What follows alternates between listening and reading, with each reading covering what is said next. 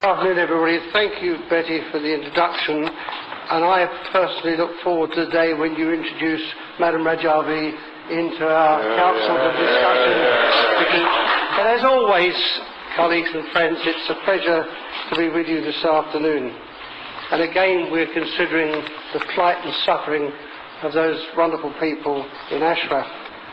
And again, we confirm our support for their struggle for freedom.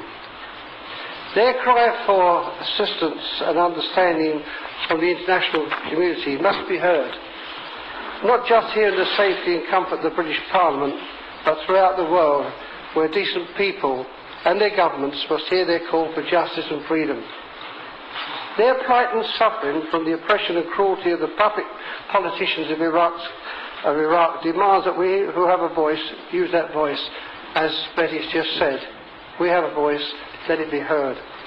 Many times this group has heard of the conditions of the cruelty that exists and have been inflicted on the people of Ashraf, and there's no point in going over. In fact, we've just heard a description of Camp Liberty being like a concentration camp, exactly the words I put down for these notes. As the conversion of Camp Liberty is undergoing the high walls and the fences into a concentration camp, at the very time this is going on, we learn today from Baghdad we have this man who is the representative, his name is Dalil Afar, the Mullah's regime, he's the agent in the ambassador in Iraq. He's actually saying to the world that Camp Liberty will have people in there from the Mullah's regime. They will be in residence as the people are moved in there. If they go in there, they will be alongside people who are there just to spy on them and to pass that message back to the innocent, so that the people in Tehran can persecute the innocent relatives of those people. That's the sort of people we're dealing with.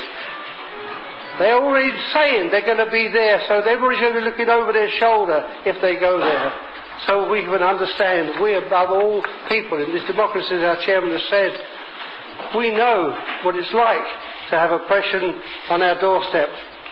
It's not too long ago, I sometimes get criticised for harking back, but there are so many instances where we have seen cruelty and inhumanity, and the world has kept silent. It mustn't keep silent any longer on this. And I looked at my friend who I met yesterday, where's Martin, from the United States.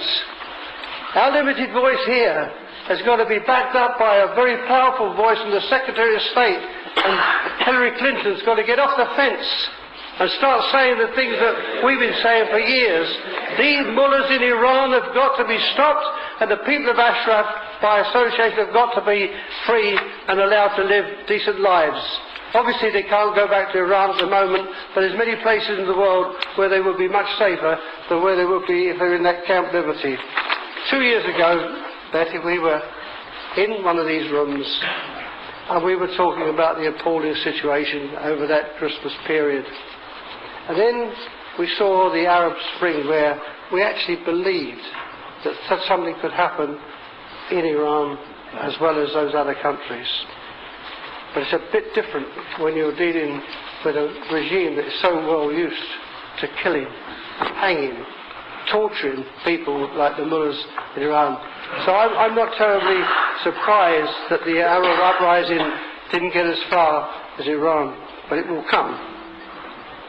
Now the PMI have been proved to be right in the courts here, and in Europe, and I believe in some of the courts in the United States. People are, those of you that weren't here during the period when we were getting a British government, people went into secret documents and they were told that these people were terrorists. But when it came to it, the senior judge of this country said, there is no such evidence.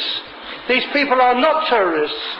And so I say, perhaps the words through you, Chair, that when you go back, the Secretary of State and the people around the Secretary of State can be reminded that up to now there is not one shred of evidence that says these people in the PMOI are terrorists.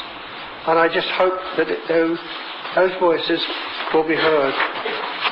Madam Chairman, my call today, as it's been for a long, long while, is that we continue our pressure on the British government, because the new government, as I said a few months ago, was much more receptive than my government was in some of the things we were trying to do.